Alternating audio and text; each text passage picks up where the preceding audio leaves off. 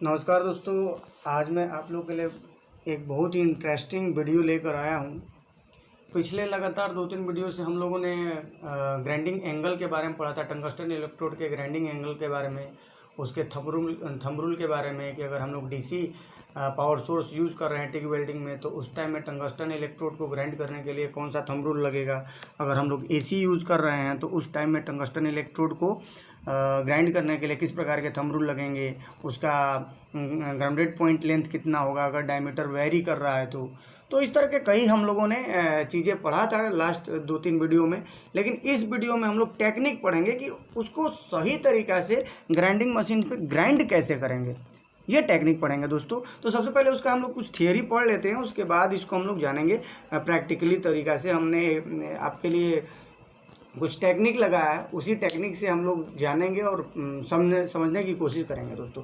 तो सबसे पहले ये समझ लीजिए कि हम लोग ग्राइंडिंग मशीन के ऊपर जो इलेक्ट्रोड होता है उसको ग्राइंड कैसे करते हैं दोस्तों।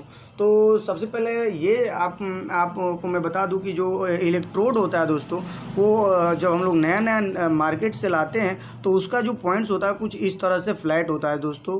आप लोग पता है कि जब उसको टिक वेल्डिंग के लिए यूज़ किया जाता है तो कोनिकल बनाया जाता है दोस्तों, यानी कि कुछ इस तरह कोनिकल बना दिया जाता है। पहले ऐसे रहता है और जब ग्राइंड कर देते हैं तो वो उसको कोनिकल बना दिया जाता है। अब ये इस टाइप के जो शेप में अगर आ जाता है इलेक्ट्रोड तो हम लोग इस टाइप के शेप को टिक वेल्डिंग मशीन में यूज कर सकते हैं टंगस्टन इलेक्ट्रोड को। लेकिन अगर इस तरह का रहता है तो हम लोग नहीं यूज़ करते हैं दोस्तों।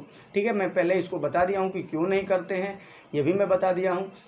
इस वीडियो में केवल हम लोग टेक्निक जानने की कोशिश करेंगे दोस्तों। तो देखिए, अगर इसमें क्या होता है कि जो हमारा पॉइंट्स होता है, जो ग्राइंडिंग पॉइंट्स होगा दोस्तों, अगर हम लोग उसको ग्राइंडिंग मशीन पे ले जाएंगे ग्राइंड करने के लिए तो हमारा इलेक्ट्रोड का जो पॉइंट्स होगा वो ग्राइंडिंग व्हील के रोटेशन के डायरेक्शन की तरफ होना चाहिए दोस्तों। यानी कि अगर जिस दिशा में हमारा ग्राइंडिंग व्हील रोटेट कर रहा है उसी डायरेक्शन में हमारा जो टंगस्टन इलेक्ट्रोड का पॉइंट्स होना चाहिए दोस्तों। अगर इस तरह रखते हैं तो हमें जो होगा वो कुछ इस तरह के वेल्डिंग ट्रेसेस लेंथ वाइज प्राप्त होगा दोस्तों। देखिए ये हमने राइट टेक्निक से अगर हमने ये जो ड्राइंग आप लोगों को दिख रहा है ये हमने एकदम राइट टेक्निक से वेल्डिंग किया है टंगस्टन इलेक्ट्रोड का। और जब राइट टेक्निक से वेल्डिंग कर रहे हैं तो हमारा जो वेल्डिंग टंगस्टन इलेक्ट्रोड के ऊपर जो वेल्डिंग ट्रेसेस पड़ेगा, यानी ग्राइंडिंग ट्रेसेस जो होगा, यानी कि ग्राइंडिंग के दौरान जो निशान आएगा इलेक्ट्रोड के ऊपर वो लेंथ वाइज आएगा दोस्तों, यानी कि लंबवत होगा, लंबवत ट्रेसेस पड़ेगा, length wise grinding traces electrode के ऊपर पड़ेगा दोस्तों। और अगर इस तरह से ट्रेसेस पड़ता है दोस्तों तो हमें क्या होता है कि जो हमें आर्क मिलता है दोस्तों वो कॉन्सनट्रेटेड या फिर स्टेबल आर्क प्राप्त होता है दोस्तों। तो आप लोग पता है कि कॉन्सनट्रेटेड और स्टेबल आर्क पाने से वेल्डिंग के दौरान हमें क्या क्या एडवांटेज होता है वो आप लोगों को मैं पिछले वीडियो में बता दिया हूँ। तो देखिए, इस तरह से कॉन्सनट्रेटेड आर्क एकदम एक पॉइंट्स पे मिलेगा दोस्तों। अगर इस तरह के कॉन्सनट्रेटेड आर्क आप लोगों को मिलता है तो हीट का लॉस नहीं होता है और आपको एक्यूरेट पेनिट्रेशन मिलेगा और वेल्ड बिट भी सही बनेगा दोस्तों। यानी कि अगर आप लोग वेल्डिंग के दौरान ये ख्याल रखते हैं कि आपका जो टंगस्टन इलेक्ट्रोड का पॉइंट है यदि वो ग्राइंडिंग व्हील के रोटेशन के डायरेक्शन की तरफ रहता है तब आपको इस तरह का लेंथवाइज ट्रेसेस इलेक्ट्रोड के ऊपर मिलेगा दोस्तों। और ये राइट टेक्निक है दोस्तों। ठीक है, रॉन्ग टेक्निक क्या है दोस्तों, हम लोग का आदत है दोस्तों कि हमें अगर कोनिकल बनाना रहता है तो हम लोग क्या करते हैं कि उसको 45 to 50 डिग्री में हम लोग क्या करते हैं कि ग्राइंडिंग जो व्हील होता है उसके मतलब कि 45 to 50 डिग्री में हम लोग क्या करते हैं कि ऐसे रख करके और फिर ऐसे रोटेट करते हैं दोस्तों। तो इस टेक्निक में क्या होता है कि जो हमारा ट्रेसेस होगा ग्राइंडिंग ट्रेसेस होगा वो डायमीटर वेज हो जाएगा, यानी कि पूरे डायमीटर पे गोला गोला हो जाएगा दोस्तों। ये देखिए दोस्तों, ये मैंने बना रखा है आप लोग के लिए कि ये देखिए ये आप लोग को रेड कलर का ये जो ट्रेसेस दिख रहा है दोस्तों राउंड राउंड करके, ये डायमीटर वेज ट्रेसेस है दोस्तों। अगर आप लोग रॉन्ग टेक्निक से ग्राइंडिंग इलेक्ट्रोड का कर रहे हैं तो इस तरह से डायमीटर वेज ट्रेसेस पड़ेगा इस पर। और जो हमारा इलेक्ट्रोड होगा दोस्तों वो इलेक्ट्रोड से अगर हम लोग टिक वेल्डिंग में वेल्डिंग कर रहे हैं तो उस टाइम में जो हमारा आर्क जो होगा दोस्तों वो आर्क वांडरिंग करेगा दोस्तों, वांडरिंग करेगा यानी चारों तरफ फैल जाएगा दोस्तों, एक जगह पे कॉन्सनट्रेटेड नहीं हो पाएगा, स्टेबल नहीं हो पाएगा। तो इस स्थिति में हमारा वेल्ड बिट सही नहीं बन पाएगा, उसमें कई डिफेक्ट आएंगे, पेनिट्रेशन नहीं हो पाएगा दोस्तों। तो ये सब दिक्कतें आती है अगर हम लोग रॉन्ग टेक्निक से ग्राइंडिंग करते हैं दोस्तों। तो चलिए कुछ हम प्रैक्टिकल से मैं आप लोगों को समझाने तो चलिए दोस्तों हम लोग एक मॉडल की सहायता से इलेक्ट्रोड ग्राइंडिंग टेक्निक को समझने की कोशिश करेंगे और उसी की सहायता से हम लोग समझेंगे कि कैसे हमें बेंच ग्राइंडर के ऊपर इलेक्ट्रोड को रख करके और ग्राइंडिंग करना है दोस्तों, वो हम लोग समझेंगे। तो अभी हम आप लोग के लिए एक जो मॉडल है ग्राइंडिंग मशीन का वो दिखा रहे हैं दोस्तों। ये देखिए एक ये बेंच ग्राइंडर मशीन का मॉडल है, मैंने आप लोग के लिए बनाया है दोस्तों, इसी से हम लोग समझेंगे दोस्तों। तो जनरली क्या होता है दोस्तों, अगर हमें किसी भी राउंड बार या फिर किसी भी राउंड जॉब को अगर हमें कोनिकल बनाना होता है दोस्तों, तो हम लोग क्या करते हैं कि उस राउंड बार को ग्राइंडिंग व्हील के पास ले जा करके 45 to 50 डिग्री में रख करके उसको ऐसे रोटेट करके हम लोग उसको क्या करते हैं कोनिकल बना देते हैं। इस तरह से कुछ बना देते हैं दोस्तों, ऐसे रख करके 45 to 50 डिग्री में रख करके दोस्तों। अगर ऐसे करके हम लोग दोस्तों बनाते हैं तो इस स्थिति में होता क्या है दोस्तों, ये हम लोग समझ जाते हैं दोस्तों।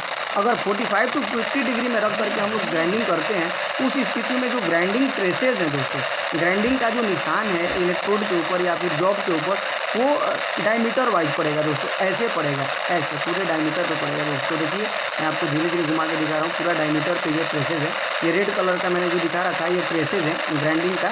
ग्राइंडिंग के दौरान ग्राइंडिंग के बाद ये एक निशान है ग्राइंडिंग का, है ना, ग्राइंडिंग ट्रेसेज इसको बोलते हैं। ये देखिए दोस्तों, तो ये डायमीटर वाइज ट्रेसेज आएगा दोस्तों, ठीक है। तो इस डायमीटर वाइज ट्रेसेज की वजह से क्या होगा दोस्तों कि हमारा अगर इस तरह से हम लोग ग्राइंड करके 45 या 50 डिग्री में ग्राइंड करके इलेक्ट्रोड को अगर टिग वेल्डिंग में यूज़ करते हैं दोस्तों, तो इस डायमीटर वाइज ट्रेसेज की वजह से हमारा जो आर्क होगा दोस्तों वो वांडरिंग करेगा दोस्तों, आर्क वांडरिंग करेगा और आर्क वांडरिंग करने से हमारा जो वेल्डिंग होगा वो सही नहीं हो पाएगा और हमें good welding result TIG welding में नहीं मिल पाएगा दोस्तों, ठीक है। तो इस वजह से हमें ये टेक्निक नहीं अपनाना चाहिए इलेक्ट्रोड ग्राइंडिंग करने के लिए दोस्तों। तो कौन सा टेक्निक अपनाना चाहिए दोस्तों, हमें टेक्निक वही अपनाना चाहिए जो हमने थियरी में बताया था। थियरी में क्या बताया था दोस्तों कि इलेक्ट्रोड का जो पॉइंट्स होगा दोस्तों, इलेक्ट्रोड का पॉइंट ग्राइंडिंग व्हील के रोटेशन के डायरेक्शन में होगा दोस्तों। क्या होगा, ग्राइंडिंग व्हील के रोटेशन के डायरेक्शन में। तो देखिए दोस्तों ये हमारा ग्राइंडिंग व्हील है और ये इसका रोटेट भी कर रहा है और इसका डायरेक्शन कैसा है, ऐसे डायरेक्शन, इस डायरेक्शन में रोटेट कर रहा है दोस्तों। यानी कि थियरी के अकॉर्डिंग जो ये हमारा आपका टंगस्टन इलेक्ट्रोड है और इसका जो पॉइंट होगा वो इसके ऊपर रहेगा, यानी कि इसके ऊपर कर रहे हैं, यानी कि इसके दिशा में है, रोटेशन के किसके दिशा में है, ग्राइंडिंग व्हील के रोटेशन के दिशा में इसका पॉइंट्स रखेंगे दोस्तों। इसके ऊपर ऐसे रखेंगे और ऐसे करके इसके ऊपर धीरे धीरे इसको घुमाएंगे और घुमा करके इसको हम लोग कोनिकल बनाएंगे दोस्तों। कुछ ऐसा जब बनाएंगे तो ऐसे रख के बनाएंगे, ऐसे बनेगा दोस्तों, ऐसे इस तरह से रखेंगे। तो ये दोस्तों ये इलेक्ट्रोड ग्राइंडिंग करने का सही तरीका है, राइट टेक्निक है और इसी तरह से हमें ग्राइंड करके टिग वेल्डिंग में यूज़ करना है दोस्तों। तो इस तरह से अगर यूज़ करते हैं दोस्तों, तो इस तरह से अगर हम लोग मान लीजिए कि ग्राइंडिंग करते हैं तो क्या होता है दोस्तों, वो जान लेते हैं दोस्तों। अगर इस तरह से हम लोग करते हैं ग्राइंडिंग इलेक्ट्रोड को, तो इसके ऊपर जो ग्राइंडिंग ट्रेसेज हैं दोस्तों वो लेंथ वाइज आएगा, ऐसे सीधा ये लेंथ वाइज आएगा। देखिए तो मैंने ब्लैक कलर से कर रखा है, ये लेंथ वाइज ट्रेसेज आएगा दोस्तों इस तरह से। और इसी लेंथ वाइज ट्रेसेज की वजह से वेल्डिंग के दौरान हमें जो कॉन्सनट्रेटेड या फिर स्टेबल आर्क प्रदान होगा, आर्क प्राप्त होगा दोस्तों। और उस कॉन्सनट्रेटेड आर्क की वजह से हमें good welding results TIG welding में मिलेगा दोस्तों।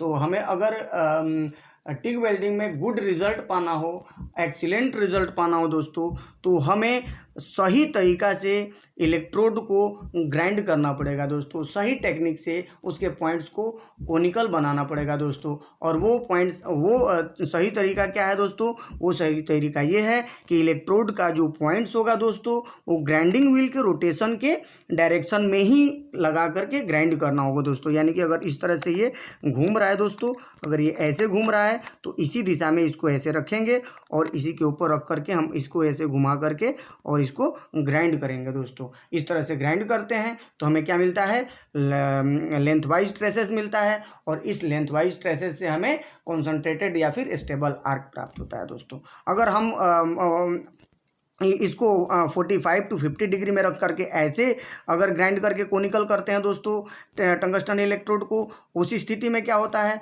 उस स्थिति में हमारे जो इलेक्ट्रोड के ऊपर जो है डायमीटर वाइज ट्रेस बन जाता है। और इस डायमीटर वाइज ट्रेसेस के कारण क्या होता है कि हमें वेल्डिंग के दौरान वांडरिंग आर्क प्राप्त होता है, और इस वांडरिंग आर्क से हमें वेल्डिंग रिजल्ट अच्छा नहीं मिलता है।